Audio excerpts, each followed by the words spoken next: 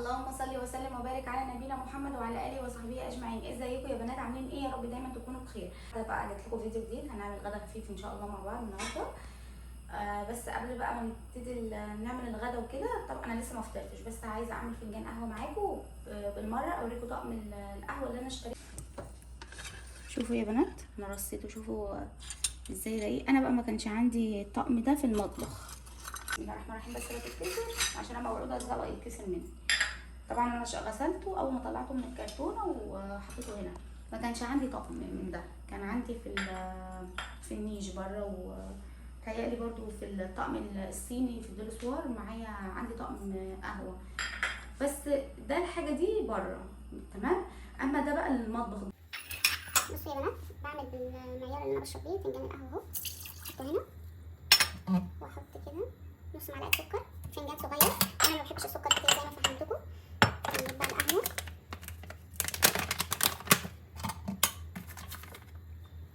احنا اصلا في بيتنا يا بنات متعودين ان احنا يعني نادر اول لما نفطر، احنا بنقوم متاخر نروح داخلين نعمل الغدا على طول، بيبقى غدانا وعشانا وكل حاجه، يعني ناكل في اليوم مره واحده. ممكن بقى بالليل مثلا كيكه، بسبوسه، اي حاجه يعني حلويات، رز بلبن. اقلبها بقى كده كويس اهو.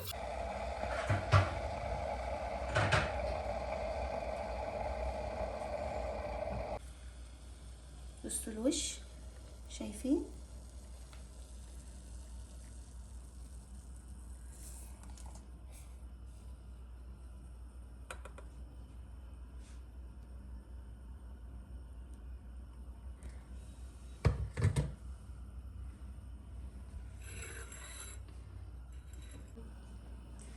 عملتها يا بنات بقى، اشربها قبل ما الميه تغلي.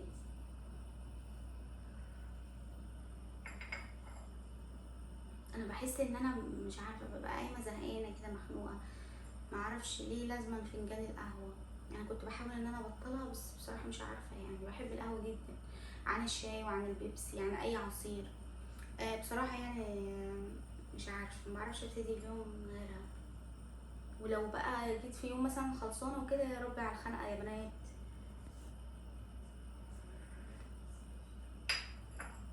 والجاز اللي هو بتاع القهوه ده حلو ومش غالي، يعني بيعمل الوش حلو والقهوه بتطلع مظبوطه وجميله يا بنات. يلا بقى هشرب القهوه، ولما الميه تغلي تاني هرجع لكم عشان اقول لكم احنا هنعمل. بصوا يا بنات، انا جبت كيس مكرونه من ايطاليانو اللي هي بشكل القواقع ده او الورده زي ما انتوا بتسموه. معايا ميه مغليه اهي. نجيب بقى كيس المكرونه. طبعا الاطفال بيحبوا دايما، بيحبوا الاشكال، المكرونه الاشكال دي. نحط شويه زيت في المكرونه.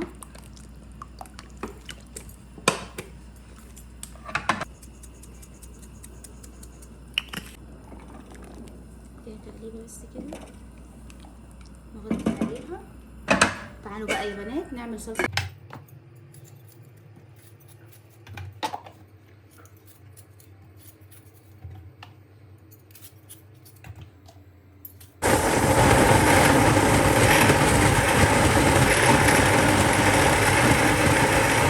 معايا بصلايه واحده بس يا بنات كده متوسطه اهو.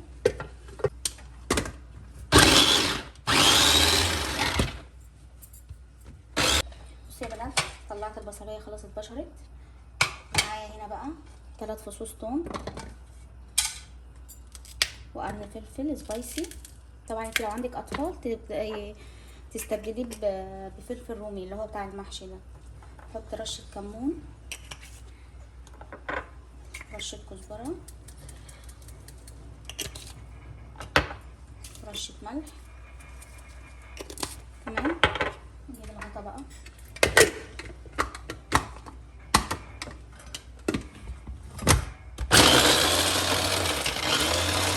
بصوا يا بنات، انا طلعت المكرونه اهو، شطفتها بميه ساقعه. احط بس عليها كده رشه زيت. تمام. واديها تقليبه بقى. رشه الزيت كده بتغلفيها بيها، هتفضل زي ما هي كده متفككه، مش هتلزق في بعضها. تمام.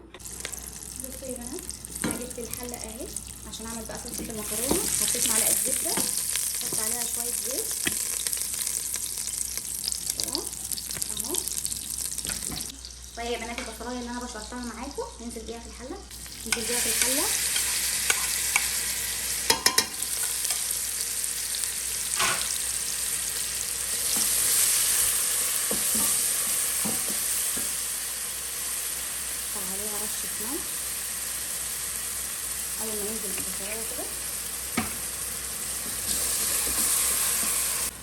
شويه زيت،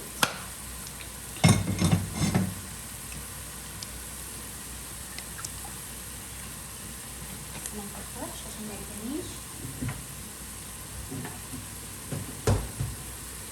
نسيبه بقى يسخن، نقلب البصلايه. انا طبعا مش بخلي البصلايه تحمر، انتوا عارفين بتدبل بس اهو. بصوا عارفين الفلفل اللي انا ضربته، قرن الفلفل مع فصيل الثوم مع الملح والكمون والكزبره. ننزل بقى بيه هنا كده،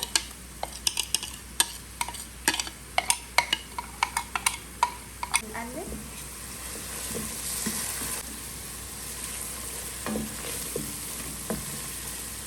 متنسوش اللايك يا بنات والاشتراك في القناه. بصين حسب بقى ما ترقصوا، بس انا يعني بفضل هي بصلايه واحده كفايه. بصين توم 2 عشان القولون. ومعانا الزيت، الطاسه اهي بتسخن على النار عشان نشوف احنا هنعمل فيها ايه. بصوا انا مش عايزاها اكتر من كده، هي بدات تصفر اهي. هنعمل ايه قبل ما انزل بعصره؟ جبت صلصه من كنور اهو، تعالوا ننزل بقى بيها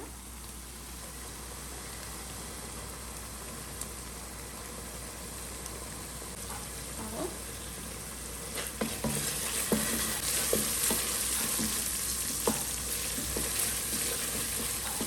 لحد ما تشم ريحه الطماطم.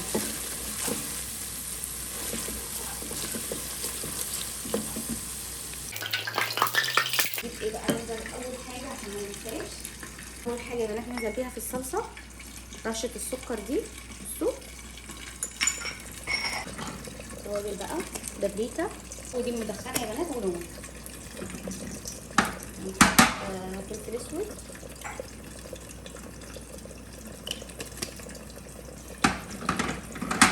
شويه شطه،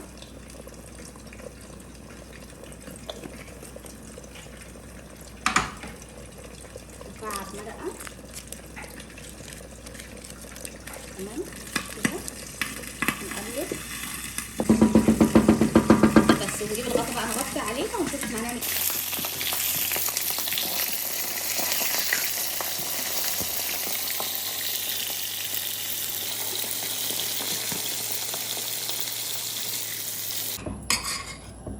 ننزل بالسمنه،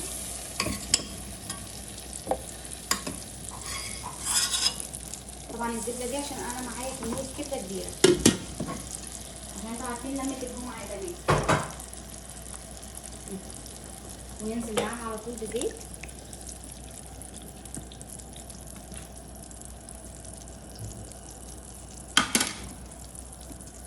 بصوا يا بنات معايا البصل ده حوالي 6 بصلات مقطعاهم جوانح.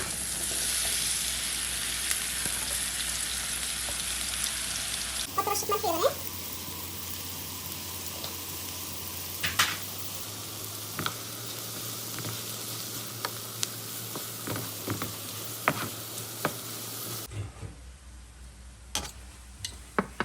بصوا يا بنات انا جبت الكبه اهو عشان نعمل الدقه بقى بتاعه البتنجان. 3 فصوص توم كفايه عشان القولون، قرن فلفل شطه،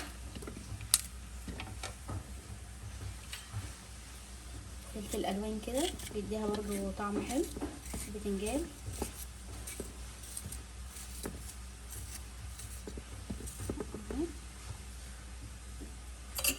نحط بقى التوابل، كمون، ملح، كزبره،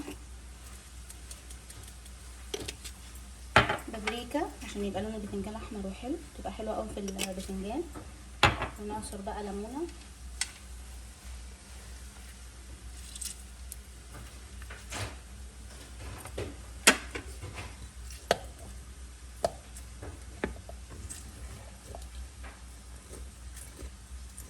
حط خل، شويه كده حلوين. الفوق ده من طعم البتنجان بيبقى حلو قوي، بيدي طعم حلو.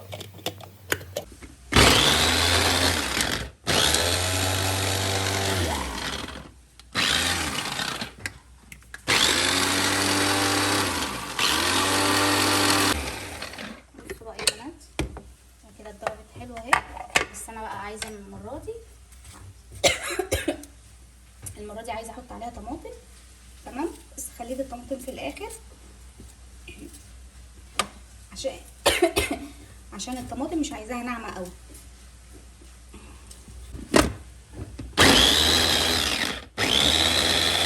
عايزه الطماطم تكون ناعمه قوي كده. بصوا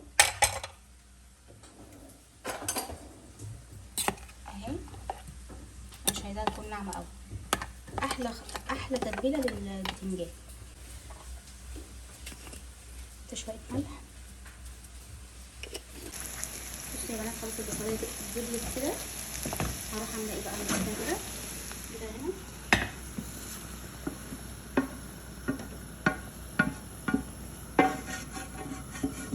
معلقه زبده يا بنات، شويه زيت.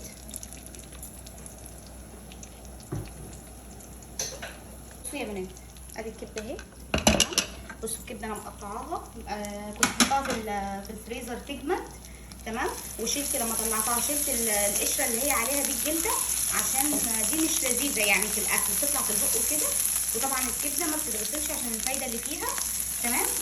بقطعها وبسيبها على طبق كده في الصف. احنا هننزل بيها بقى دلوقتي.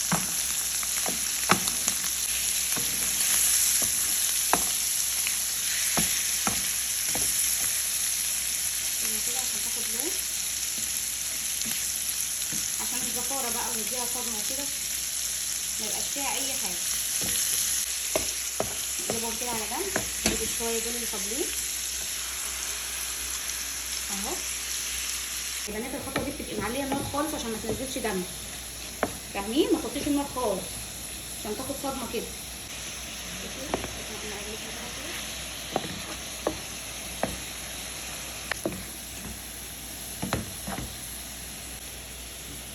بصوا يا بنات انا بقى هنا 3 فصوص ثوم، 3 بالظبط، عشان يعني ما نكترش الحاجه، يعني طعمها يبقى حلو وفي نفس الوقت ايه ما يكونش كتير. انتوا عارفين اصلا يعني يعتبر كلنا بطننا بتوجعنا من القولون.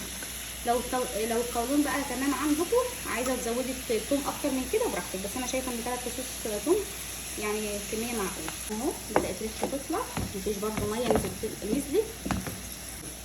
معايا شويه فلفل الوان،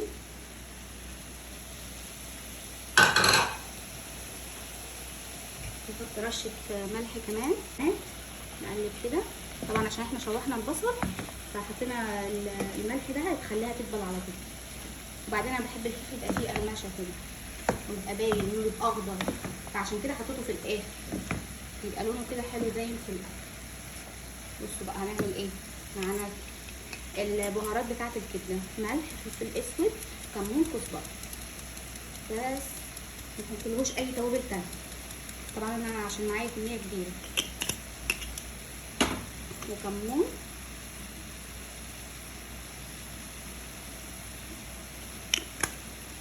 شايفين الالوان حلوه ازاي. تقدري بقى تجيبي عيش مثلا فينو لو انت مش عايزه مثلا مكرونه للاولاد، تعملي معاها سلطه طحينه بالجرجير وبالهنا والشفا. ناخد افكار دلوقتي. بصوا يا بنات نزلت بقى بالبصل، عشان الميه اللي هتنزل من البصل دي هتسميه معايا كبيره، وانا عايزه بصراحه ابين لكم كل حاجه. طبعا انت لما تنزلي بالبصل الاول، البصل بيبقى فيه تسكير عن ما تنزلي بالكبده وبعد كده تروحي منزله البصل وتخليه يدبل فيها. لا، كل حاجه كده بتدبل نركنها على جنب. الفلفل بس اللي بتحط عليه زي ما انتوا شايفين.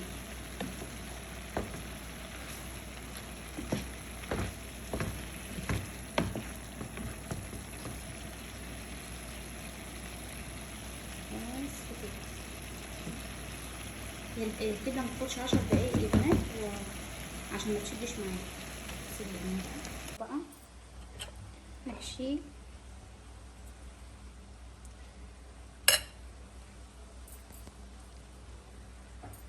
قلب ابيض اهو. اخد كده معلقه. انا طلعته على مناديل عشان الزيت.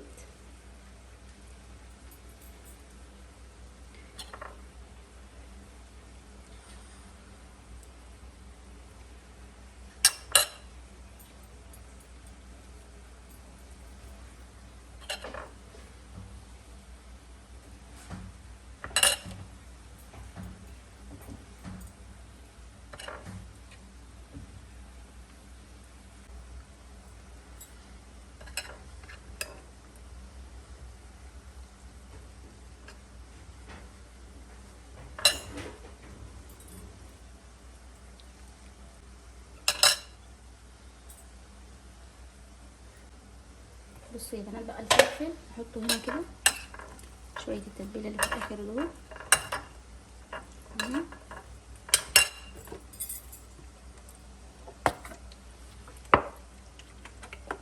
رشه خل ننزل بقى عليه كده.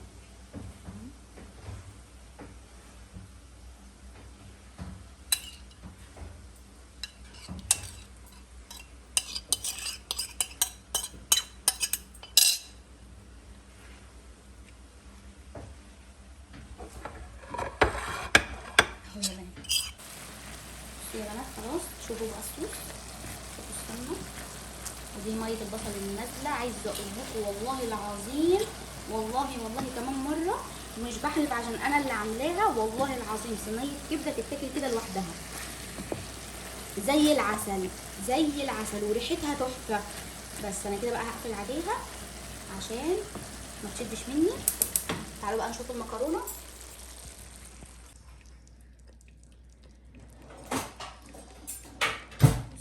شوفوا يا بنات، شوفوا معلقه الزيت اللي انا حطيتها في المكرونه ما لزقتش في بعض ولا اي حاجه، عشان ما تبقاش تتكسر مننا.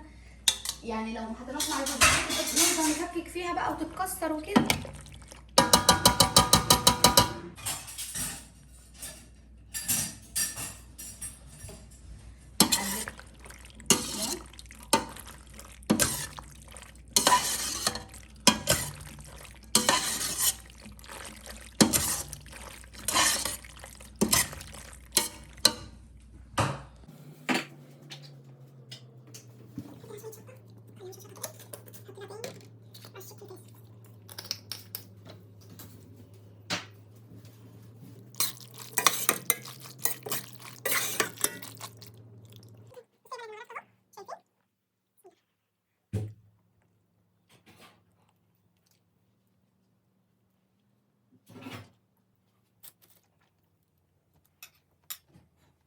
البتنجان بقى مين زي بيحبه.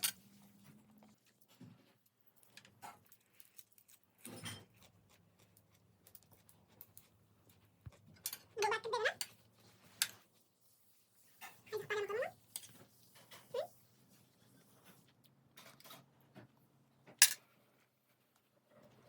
والله الاكل تحفه تحفه، صينيه كبده زي العسل.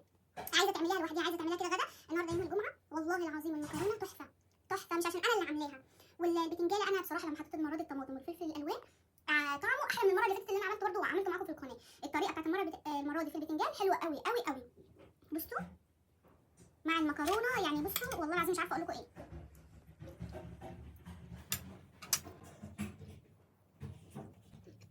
خلاص يا بنات بقى انا هكمل اكل، وعشان ماما واخواتي يقعدوا ياكلوا، واشوفكم في فيديو جديد، ومع السلامه.